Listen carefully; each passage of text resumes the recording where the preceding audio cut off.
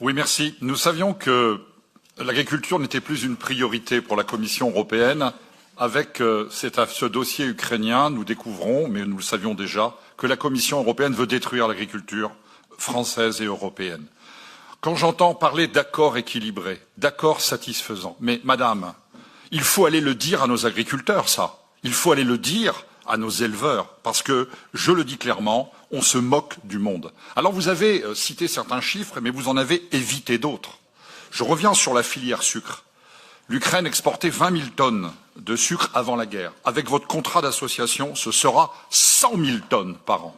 Et il faut ajouter à cela le funeste traité du Mercosur, où on aura des importations de 180 000 tonnes de sucre. On est en train de détruire la filière sucre en France et en Europe. Et je rencontrais récemment des producteurs de betteraves dans le nord de la France qui me disaient qu'ils allaient arrêter la betterave parce qu'ils ne pouvaient pas tenir.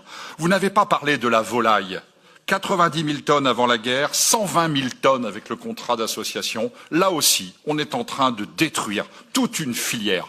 Et alors on nous dit qu'il faut soutenir l'Ukraine, qu'il faut soutenir ces paysans. Mais dans la réalité, qui soutenez-vous avec cet accord? Les oligarques. Je rappelle que 80% de la production de volaille appartient à un milliardaire qui vit à Malte, dont la société est cotée à la bourse de Londres, et c'est lui que vous allez enrichir et qui va nous vendre, et qui nous vend déjà du poulet de qualité extrêmement critiquable.